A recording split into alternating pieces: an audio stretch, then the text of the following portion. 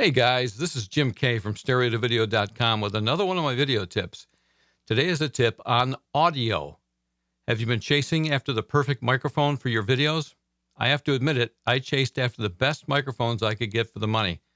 But I'm here to tell you that most microphones, whether they are cheap or expensive, sound pretty much the same if you process them correctly. That's right, you don't need to buy an expensive mic to get good sound. Want to learn more? Come on.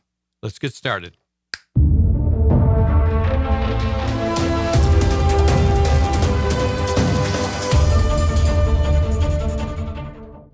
Now, I said most microphones, whether they are cheap or expensive, sound pretty much the same if you process them correctly. I'm not talking about post-processing the audio. I'm talking about processing the audio live and then saving it right into your camera along with your video. No post-processing, just automatic processing. By doing the processing as you go, you'll save a bunch of time making your video, and you'll also get great audio. I'll get a little bit into that in a second. So let's get speaking into a few microphones. Our first mic is a Shure SM7B. It's the one I'm talking into right now. It's a very popular microphone. It's a dynamic mic and needs a lot of gain to make it sound good. This mic is used both professionally and as a home podcast mic. Mary had a little lamb whose fleece was white as snow. And everywhere that Mary went, the lamb was sure to go. It's fairly light and has a way to change the waveform or sound because there are switches on the back to add or subtract a high-pass filter and a pad. It's a sound you've probably heard if you've listened to podcasts. Sound test, 1, 2, 3, mic test, 1, 2, 3, 4, 5. I've seen them on the Joe Rogan podcast, among others. The next mic is a Neumann TLM102. It's a condenser mic. It does not need a lot of gain like a dynamic mic, but being a condenser mic, it does need phantom power. Phantom power is approximately 48 volts that needs to be applied to a condenser microphone so it can work. That is different from gain. More on that later. The TLM102 does not have any switches on it to change the way it sounds like the Shure SM7B we just talked about. Peter Piper picked a peck of pickled peppers. It requires a good mic technique or a good pop filter to stop from popping the microphone like this. Peter Piper picked a peck of pickled peppers. Without an anti-vibration mount from Sennheiser, which can cost over $150 online, it can be troublesome when you knock the desk and get sounds like this.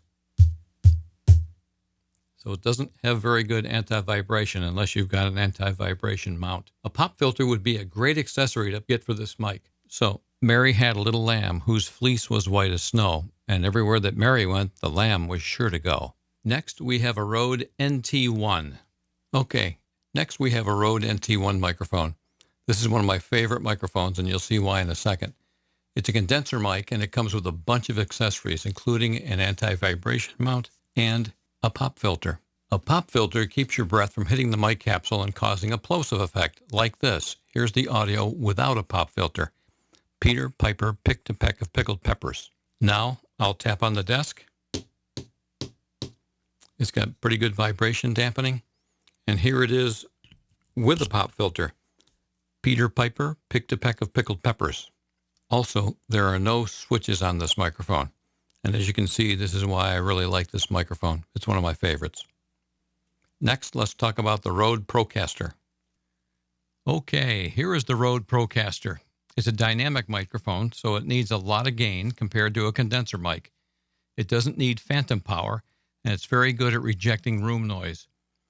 The Podcaster is another good microphone at a good price. To get good sound out of it requires a good mic technique. That means you have to speak past the top of the mic.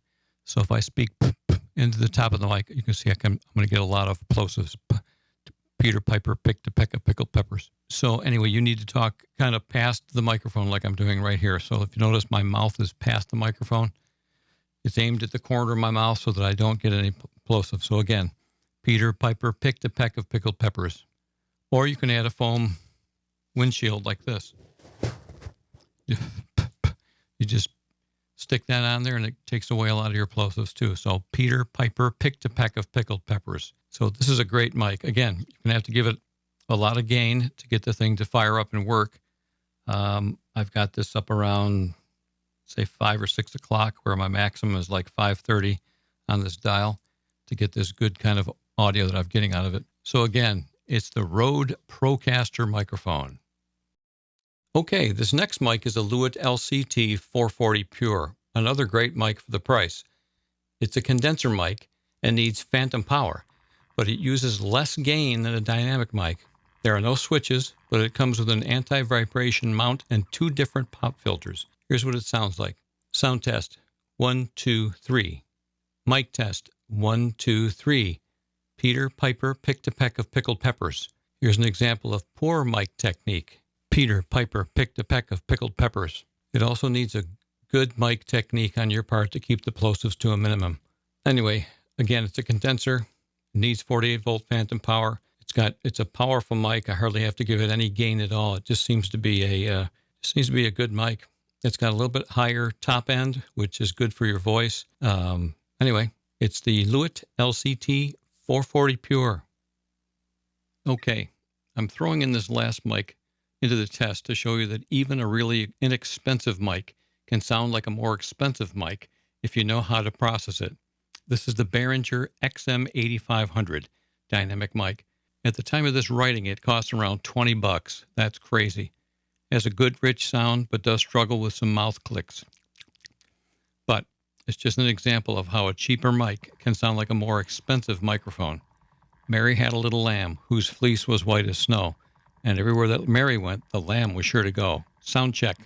1, 2, 3. Mic check. 1, 2, 3, 4, 5. Let me pull out this. Now, it did not come with this foam wind muff, so I'm going to pull it off and you can see how rough it is. Testing 1, 2, 3. Mic check 1, 2, 3. Mary had a little lamb whose fleece was white as snow, and everywhere that Mary went. So you really need to have really good mic technique on something like this. So you need to put up toward the corner of your mouth, and all your plosives are going to go forward, and you won't hear those plosives. Anyway, again, this is the Behringer XM8500, and listen to how good it sounds. Oh, it also comes with a mic clip, so you could have it on a mic stand, and for the price, you can actually get into podcasting or get on your YouTube channel with only $20 and plus a couple of these 2 items I'm going to talk about right now. Okay, now that I've shown you some good sounding microphones, let's see what it takes to process the sound so you can get the same results. The way to do it is to have 2 other devices to process your sound. The first one is an audio device. You'll need it to be able to plug in an XLR microphone. An audio device converts microphone signals into a type of format your computer and software can recognize. In this case, into a format your camera can recognize. There are several different brands and different prices to choose from. Some of the most popular are Focusrite, M2, Steinberg, and Behringer, among others. I happen to have a Motu M2, but they all basically work the same way. It also allows you to plug in a set of headphones so you can hear your voice. The next one is a mic preamp processor. Don't let this scare you.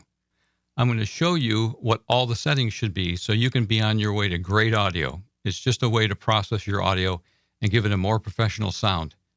The one I recommend is the DBX286s. It's an amazing piece of kit for the price. It lets you compress, enhance, add phantom power, tone down your S's, lift up your lows, or enhance your highs. It also allows you to use the expander and gate function, which is the magic of this device. It's magic because it will take out all the external background noise when you stop talking. Let's take a look. We have the Motu M2 and the DBX286s. To get started, take the Motu M2 and turn the knobs down to 0. Then plug it into 120-volt power. Plug in a set of headphones at this time. You can adjust the volume later. The volume control for the headphones is right above where you plugged in the headphones. For now, turn the headphone volume down to 0 or all the way counterclockwise. Now, normally you'd plug in the Motu into a computer, but in this case, we're going to attach it to the DBX286s. Take the DBX286 and turn all of the knobs down to 0 or fully counterclockwise. Take your XLR cable and plug it into your microphone. Then take the other end of that cable and plug it into the back of the DBX286s into the input. take a 1/4-inch TS female connector and plug that into the output of the DBX286s. Take the other end and plug it into the mic line guitar plug on the front of the Motu M2. Click the mono button just below the 48-volt button until it turns blue. Then take a 1/4-inch TS female audio cable and plug it into the output 1 on the back of the Motu. The other end should be an 1/8-inch TRS female plug and plug it into the audio plug on the side of your camera. Now it's time to set up the devices. Take the Motu M2, make sure the gain knobs are totally counterclockwise, then turn the monitor knob, the big one, about halfway up or around 12 o'clock. You can adjust the headphone volume knob when you start talking into your microphone. Over to the DBX286s. Make sure the DBX286s is plugged in. If you have a dynamic mic, turn the preamp knob to around 12 o'clock or 30 dBu. If you have a condenser mic, turn it from around 3 o'clock to almost full on the dial. It will depend on how sensitive your dynamic mic is. Most dynamic mics need a lot of gain. Next, turn the 48-volt phantom power knob to on for a condenser mic, off if you have a dynamic mic. The next knob is called an 80 Hz high-pass filter. By turning it on, it will get rid of low-frequency rumbles. I turn that on. The next knob lets you bypass all the settings you set on these knobs. I'd keep that off. If you turn it on, it will remove all of your settings. Next are the 2 compressor knobs. Turn the left knob or drive to 4 and the right knob or density to 6. The next 2 knobs get rid of sibilance or that S sound your mouth makes. Turn the left knob to 4K and the right knob to 4. The next knob is called the enhancer. It'll either add or subtract lower high frequencies in your voice. So if you want to add more bass to your voice, turn the left knob clockwise. If you want to decrease bass, turn the knob counterclockwise. Same with the right knob. It will increase or decrease high frequencies in your voice. For now, just turn them both to number 5. The next 2 knobs are nothing short of magical, and I mean that. The expander gate knobs. They will allow you to have virtually no noise at all when you stop talking. So like this, you won't even hear my breathing.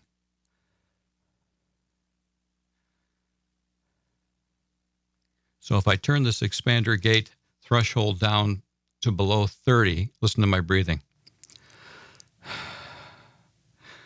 Now I'll turn it up over 30.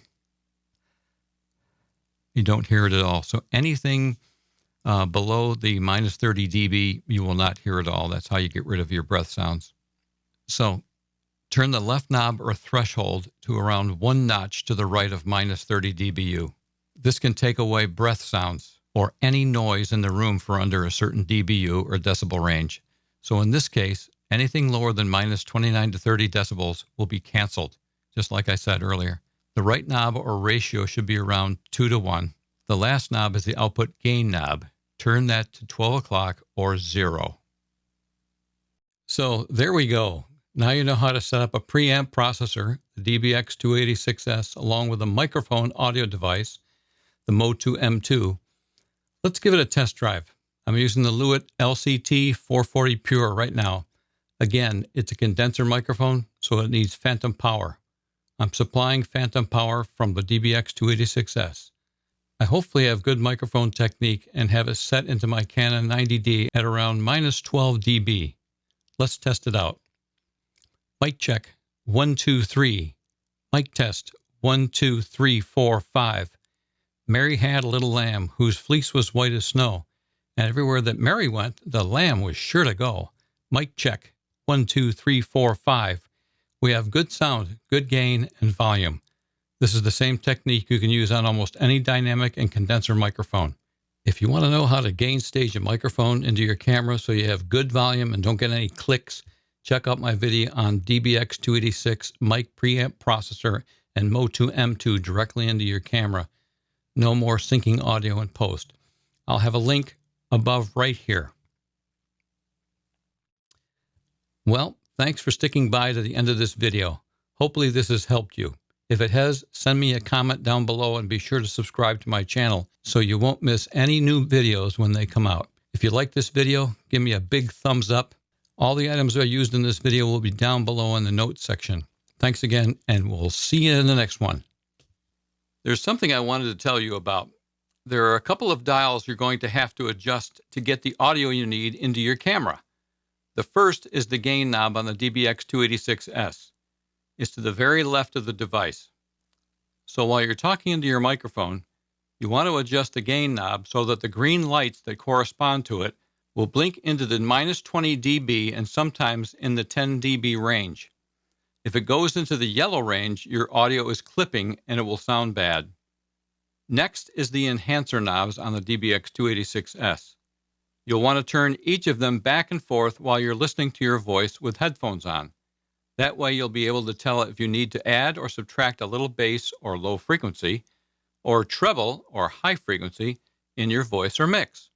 I sometimes just add a little low frequency along with a little high frequency to my voice.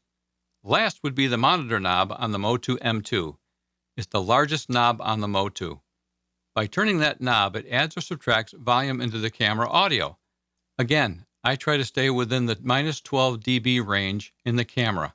So look into your camera settings to see how you determine that.